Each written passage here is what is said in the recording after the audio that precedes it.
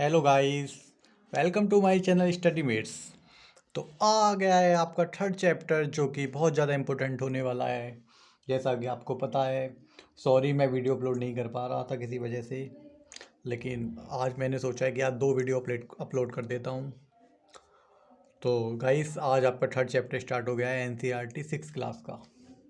तो आपको हमारे, अगर किसी ने फर्स्ट और सेकंड चैप्टर ना देखा हो, प्लीज़ पहले वो देखें, उसके बाद इसे देखें और अपना रेस्पॉन्स दें। अगर कहीं आपको कमी लग रही हो कि भाई इसमें ये सुधार होना है, तो प्लीज़ हमें बताएं, जिससे कि हम और अच्छा परफॉर्मेंस कर पाएँ और आपको अच्छे से समझा पाएँ।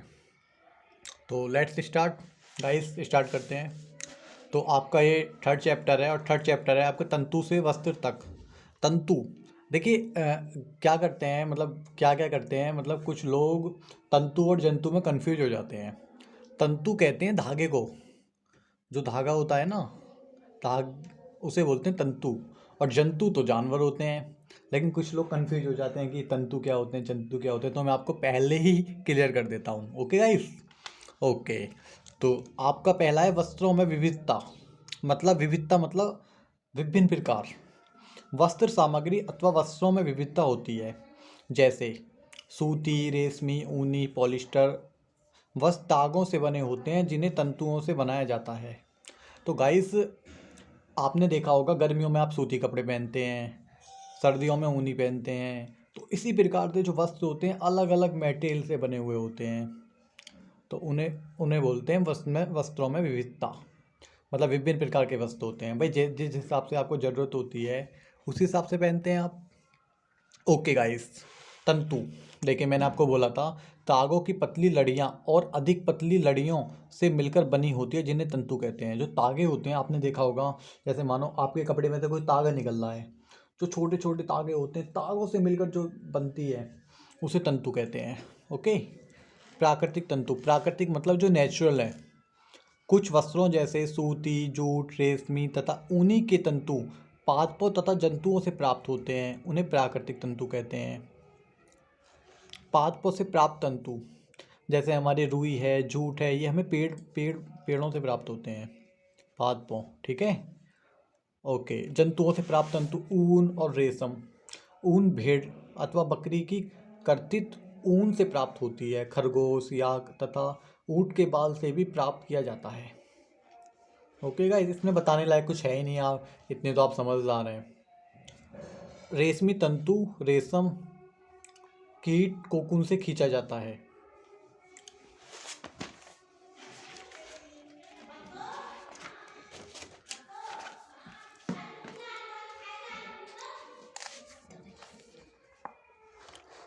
ये है संश्लिष्ट तंतु, ऐसे रासायनिक पदार्थ जिनका स्रोत पादप अथवा जंतु नहीं है।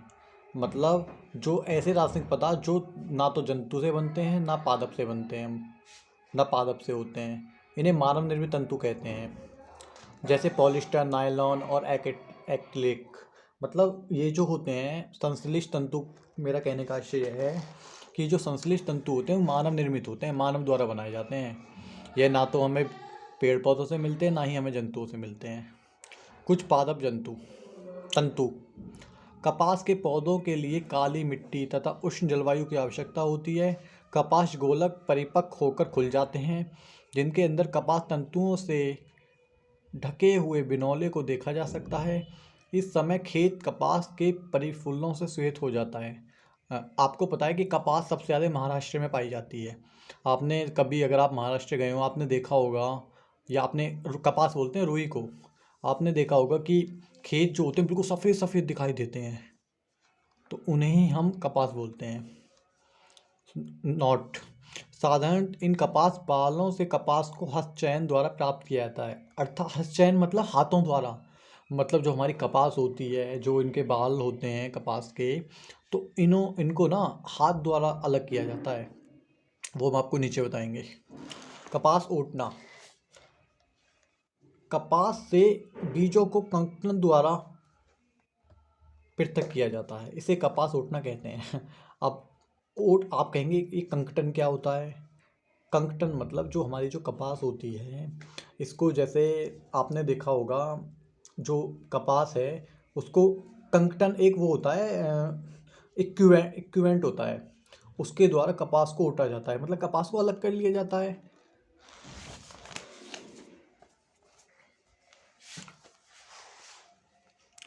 अब है जूट। जूट को हम पटसन द्वारा प्राप्त होती है जूट हमें।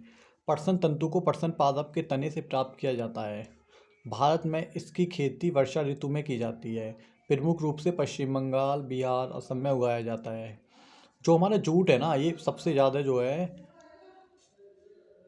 पश्चिम बंगाल, बिहार और असम में उगाया जाता है। फसल को पुष्पन अवस्था में काटते हैं।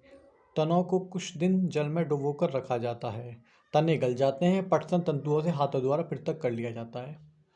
मतलब जो इसके तने होते हैं इनको जल में डुबो कर रख देते हैं, तो जो हमारे तने होते हैं वो तो गल जाते हैं, और पटसन हाथों द्वारा अलग कर लिया जाता है। सूती वस्त्र तागों की कताई। रेशों से तागा बनाने की प्रक्रिया को कताई कहते हैं। रुई के एक पुंज से रेशों को खींचकर ऐंठते हैं। ऐसा करने से रेशे पास पास आ जाते हैं और तागा बन जाता है। अब कोई भी आपके पास मानो आपके पास रेशों का कोई तागा है, अगर आप उसको मतलब खींचेंगे, मतलब उसे टाइट करेंगे, तो इस प्रक्रिया में जब हम उसे ऐंठते हैं, तो जो ऐसा करने से जो रेशे होते हैं वो पास पास आ जाते हैं, उन्हें उससे तागा बन जाता है। कताई के लिए तकली और चरखा का उपयोग किया जाता है। आपने देखा होगा चरखा और तकली द्वारा ही कताई का प्रयोग किया जाता है। कताई के लिए मतलब तकली और चरखा का उपयोग किया जाता है।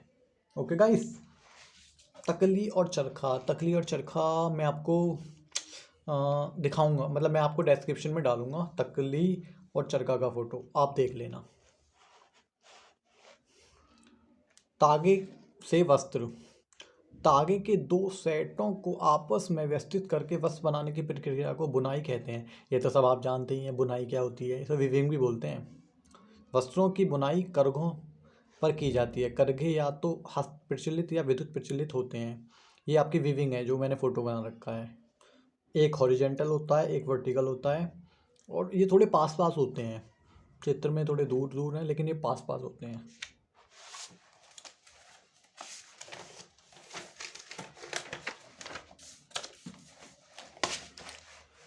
एक विशेष प्रकार की बुनाई, निटिंग तो आप जानते ही हैं। जैसे आपने देखा होगा अपनी मम्मी या मौसी या किसी को भी निटिंग करते हुए, मतलब एक वो होता है, स्टिक टाइप में होती है, छोटी सी वाइट कलर की, बेसिकली वाइट कलर की होती है। जैसे आपने देखा होगा स्वेटर बुनते हुए, मोजे बुनते हुए, तो नीटिंग का प्रयोग करते हैं। ये तो सबके घरों में बेसिकली पाई जाती है नीटिंग। इसके किसी एकल तागे का उपयोग वस्त्र के एक टुकड़े को बनाने में किया जाता है, जैसे स्वेटर, मोजे, जो हमने बताया वही है। वस्त्र सामग्री का इतिहास। प्रारंभ में लोग वृक्षों की छाल, बड़ी बड़ी पत्तियां अथवा जंतुओं की चर्म और समूर से अपने शरीर को ढकते थे। भाई जो प्राचीन समय था उसमें ऐसा तो है नहीं कि सब जानते थे कि रुई क्या होती है, और ये कुछ था ही नहीं, किसी को कुछ पता ही नहीं था, खेती भी करनी नहीं आती लोगों को। तो पहले क्या था, पहले जो पत्तियां होती थी पेड़ पौधों की, बड़ी बड़ी छाल जो होती थी, उनसे ही अपने शरीर को ढकते थे। तो गाइस, कैसा लगा आपको ये थर्ड चैप्टर? ये थोड़ा छोटा चैप्टर था, और जो हमारा सेकंड चैप्टर था वो काफ़ी बड़ा था। तो प्लीज़ अपना सजेशन देना। ये जितने भी हमने आपको चीज़ें कराई हैं ये बहुत इंपॉर्टेंट है और एग्ज़ाम में पूछी जाती हैं कि सबसे ज़्यादा रुई कहाँ होती है, कपास को ही रुई बोलते हैं, कपास कहाँ होती है, और नीटिंग क्या होती है, नीटिंग का प्रयोग क्यों करते हैं, ये आ जाते हैं क्वेश्चंस। पहले हम आपको कंप्लीट एनसीईआरटी कराएंगे, उसके बाद आपको डेली 20 क्वेश्चंस कराया करेंगे हर चैप्टर के, जिससे कि आपका रिवीजन भी हो जाए और आप चीज़ों को मेमोराइज भी कर सकें। Okay guys, thanks for watching.